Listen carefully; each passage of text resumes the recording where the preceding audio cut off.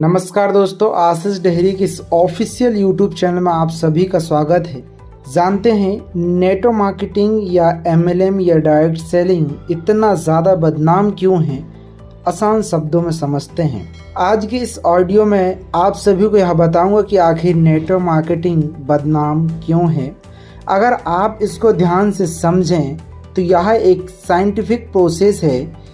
किसी प्रोडक्ट को या सर्विस को जनता तक पहुंचाने के लिए जिस तरह से एक प्रोडक्ट का मार्केट करने का कोई ज़रिया होता है, उसी तरह से मल्टी लेवल मार्केटिंग एमएलएम का भी एक ज़रिया है प्रोडक्ट को जनता तक पहुंचाने का। मैं आप सभी को यह बता दूं कि एमएलएम का नाम खराब हुआ है सिर्फ दो ही कारण से। पहला, एक ऐसी कंपनी जो स्कीम या स्कैम के साथ आ रही है और इस धंधे को बंद करने का डेट पहले ही लेकर आ रही है, तो वहाँ लोगों ने इसका नाम खराब कर दिया। दूसरा, फेलियर लीडर ने इसका नाम खराब किया जो एमएलएम में सफल नहीं हो पाए हैं। तो वही लोग बाहर जाकर के इस एमएलएम के बारे में इतनी बुराई कर देते हैं कि कोई और भी इस बिजनेस में सफल ना हो पाए। तो इसी दो कारणों की वजह से एमएलएम का नाम खराब है। या तो कोई कंपनी नेगेटिव होगी या फिर कोई ऐसा लीडर जो कंपनी को छोड़कर गया होगा तो वह नेगेटिव होगा। तो मैं आप सभी को यही समझाने की कोशिश करूंगा कि अगर किसी व्यक्ति को दूसरा बड़ा मौका कोई इंडस्ट्री देती है सफलता के लिए तो वह है एमएलएम। तो सबसे पहले तो मैं आप सभी को यह समझाना चाहूँगा कि यह एमएलएम से लर्निंग एंड डेवलपमेंट की जो कल्चर होता है, जो सीखने की संभावना होती है, अगर आप एमएलएम में सफल नहीं हो पाए, आप पूरी तरह से असफल हो जाएं, तो भी आपको एक बार एमएलएम ज़रूर ज्वाइन करना चाहिए। अगर आपको कभी भी सफलता नहीं मिलती है तो भी आपको एमएलएम ज़रूर ज्वाइन करना चाहिए।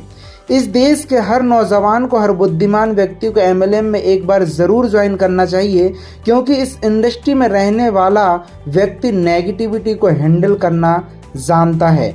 नेगेटिव लोगों के खिलाफ खड़े होकर बिना तनख्वाह का अपने आपको स्टेबलिश्ड करने वाला व्यक्ति एक पॉजिटिविटी का पहाड़ जनरेट कर देने वाला व्यक्ति होता है। ऐसे सीख कोई और इंडस्ट्री नहीं दे पा रही है, तो यह केवल एक ही इंडस्ट्री है जो आपको अंदर से ताकतवर व्यक्ति बनाती है। यह एक ऐसी इंडस्ट्री है जहां पर लोग बिना तनख्वाह के आते हैं, फिर भी कम्युनिकेटिव कॉमन पर्पस के साथ जुड़ जाते हैं। एमएलएम को खराब करने वाले तीसरी एक और कैटेगरी है, उनका नाम है एमएलएम का मंकी।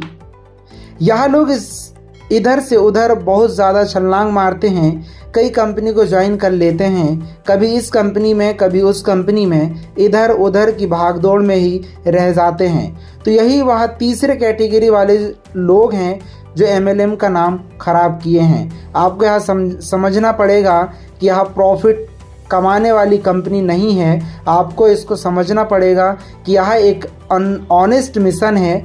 आप देश के हर व्यक्ति के अंदर यह विश्वास भर सकते हैं कि यह कंपनी केवल मार्केटिंग के दम पर नहीं चलती है, बल्कि यह कंपनी के अच्छे प्रोडक्ट के दम पर भी चलती है।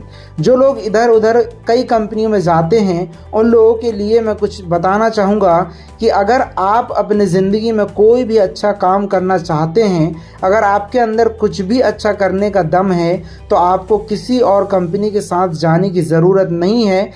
इसी कंपनी में यहीं पर आप करके दिखाएं।